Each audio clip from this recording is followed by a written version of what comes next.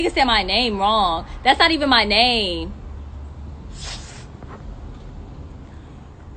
Talking about you knew he was grown. I knew he was grown. I didn't know he was damn near 40, first of all. That's what I'm about to do. I'm dead ass about to just stop you like reading the comments. I'm finna just tell y'all what happened.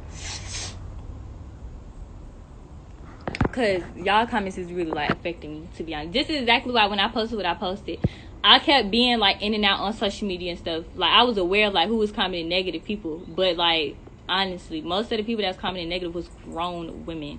And I'm finna stop giving y'all the energy and stuff, because I'm not even like this. I'm really like low-key chill and stuff. I'm never the type of person to be going off on people, but the whole situation is like really blowing me, because all of this stuff was not like, none of this stuff was public. Like it was no type of public apology whatsoever at all.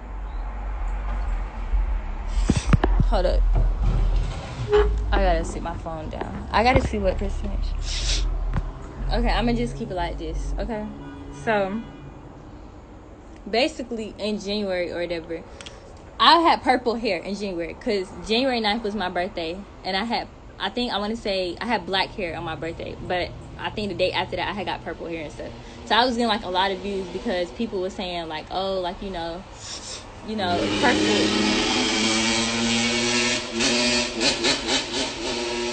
They're basically saying like purple looks good on you and stuff like that. So basically I was like flooding my stories with like, me having purple hair and stuff. So basically I was going through my stories on my story viewers and stuff, and I seen that he like seen my post or whatever. Not my post, but like my story. Y'all cannot sit up here and tell me that y'all have never, and I'm not gonna say he's a celebrity. I mean, he make good music, but he's not like, on Drake status or anything. But y'all can't sit up here and tell me y'all don't be responding, or like y'all don't be like, sending celebrities and stuff like messages. Y'all don't expect them to text back. So all I did was screenshot like him viewing my story, and I sent it and was like, love you or whatever. And he was like, love, and I sent like the emoji with like the hearts covering the face or whatever. So basically the conversation led it off from there. Like the conversation was basically just like LOL, put an address on it, and I gave him my address and stuff. So I was, at the time being, I was not staying with my mom because I was going like back and forth. The same week I lost 3 of my friends. So it was a shootout at my school that same week, February. So February 25th-ish is when I moved to Decatur because 3 of my friends got shot. 2 of them died and 1 of them survived or whatever. It was down the street from my school and stuff. So basically, I had just got done getting my hair done. I had braids at the time. So until then, we haven't linked. Like, we only linked one time before that. But this is where, like, everything, to be honest. So I had braids at the time, and I was not, like, I was staying with my mom, but I wasn't really staying there. So, like, every weekend or 2, I would go to Decatur and stuff. Like, go to Decatur, be with my cousins and stuff like that. Which led me to, like, drinking, smoking and stuff, because I didn't like being home. Like, me and my mom boyfriend would always argue and stuff. So it was a lot of personal, stuff that was happening and stuff. So when my friends had ended up, like, getting shot and stuff like that, like, I had got my hair done. I was getting my hair braided and stuff, and my head was already hurting. So long story short, I got into it with my mom boyfriend, and I basically got kicked out the house and stuff. So I went to go stay with my cousin in Decatur.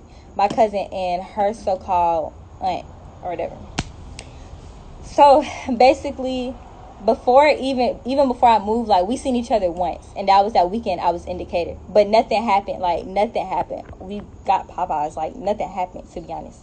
So when I ended up moving to Decatur, like, that's when we started talking, like, heavily and stuff like that. But I was, like, in a dark place. I was not close with any of my family members. Like, my dad had just came back around, like, in my life. I wanted to say, like, in November, because I reached out to him and stuff with everything that was going on.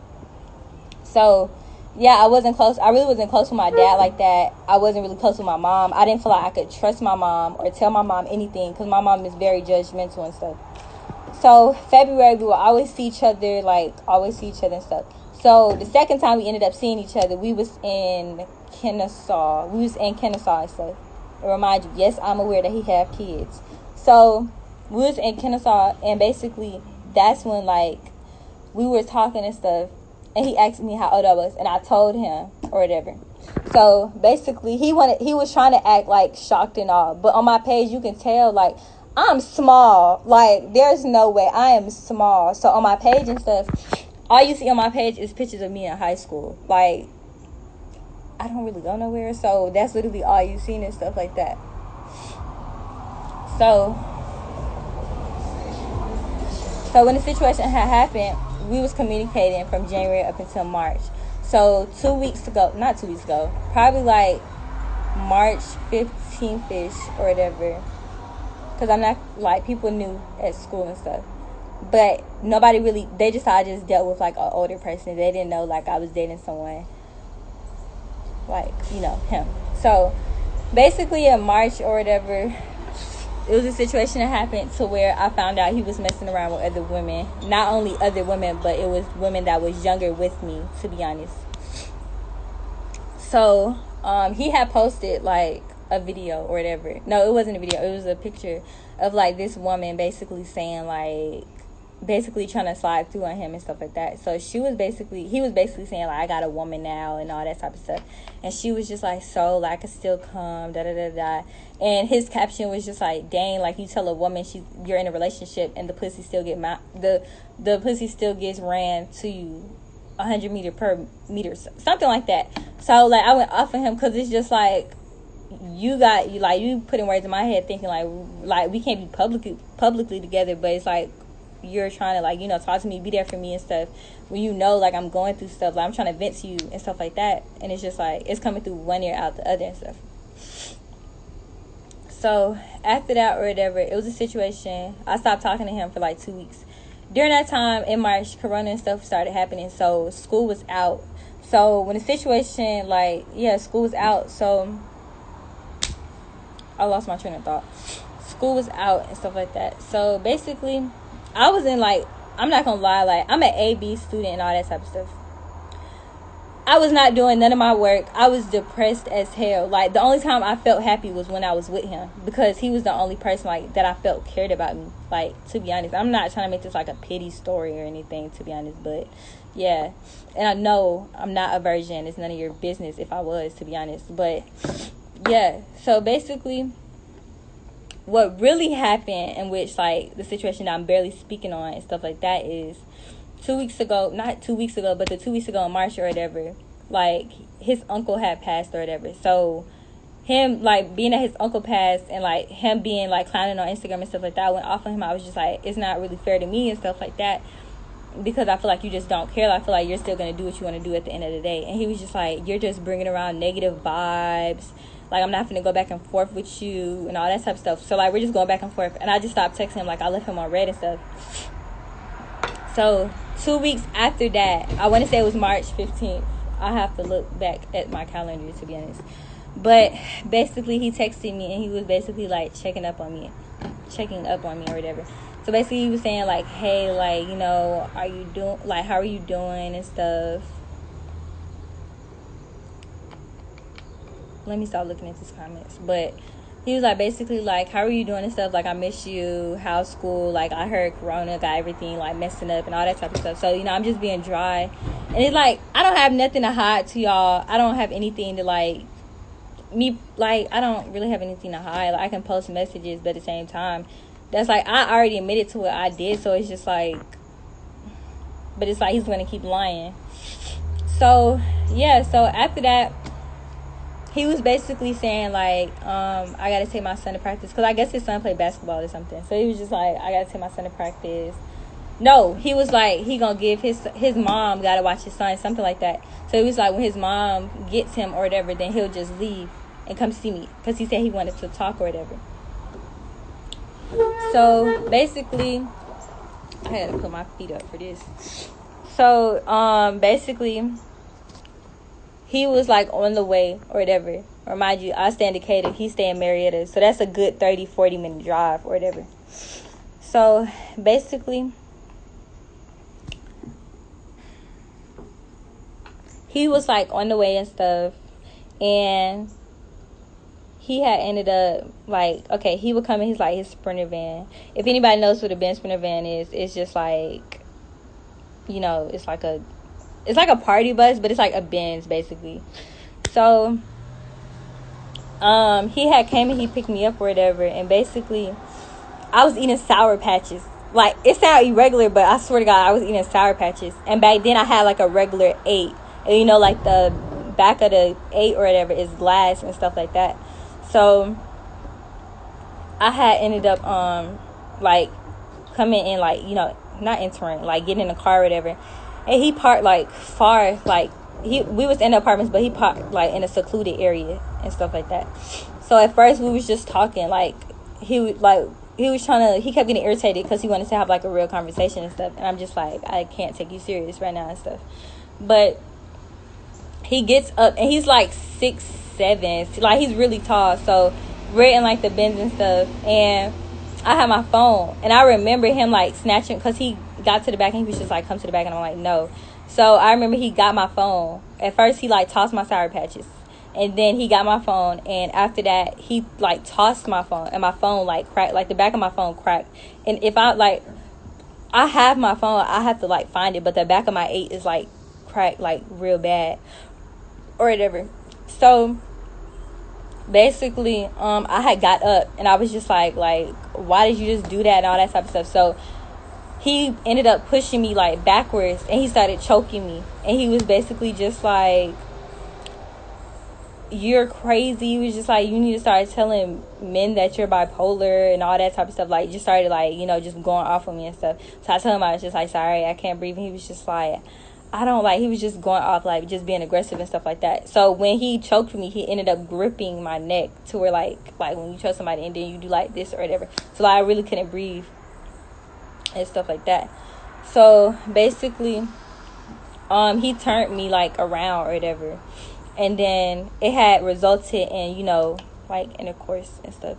So this is where like the situation gets like real, and like what at first I didn't want to tell the public, because I didn't want nobody feeling bad for me, and I don't have time for like everybody to be victim blaming me. And I'm pretty sure there's people victim blaming me like right now in the comments and stuff.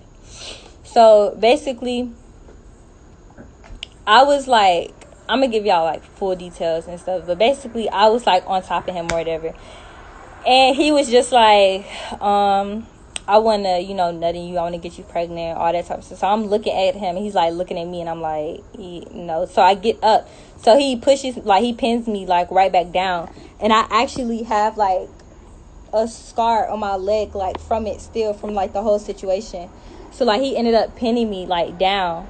So I'm on the seat, but like I'm on my back or whatever. So he pinned my legs up, but he put pressure like on my thighs to where like I couldn't like move and stuff. And he was just like, if you want me to stop, then tell me to stop and all that type of stuff. And I started crying. I was just like, no, like stop and stuff. And he didn't stop until he got done like nutting or whatever. So I was like, when everything was over with or whatever, I asked him, I was just like, did you nut at me? And he was just like, I don't know, did I? And he said it just like that. And I was just like, if you did, you need to like let me know, because you're gonna take me to get like a plan B and stuff like that. So he got on his knees, and he started like rubbing my stomach, and he kissed my stomach or whatever. So then after that, I got back home, because you know we were still in the apartments or whatever.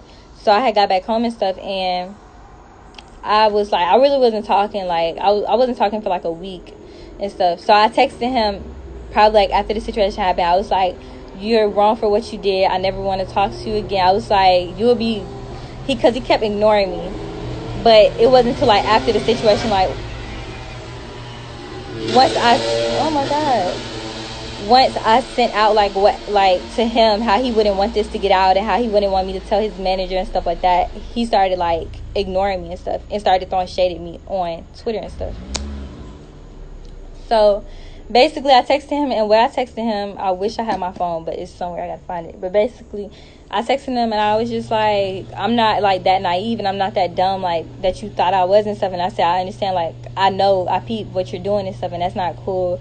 I was just like, at the end of this week, I'm gonna go get tested for a pregnancy test, and also tested for something else just in case. And I was just like, you wouldn't want this to get out to your manager and stuff like that. So his words, he said, he was like, he called me a clout demon. He was like, go somewhere, clout demon. Now the whole time for 3 months I was messing with him, I never asked him for anything, like ever.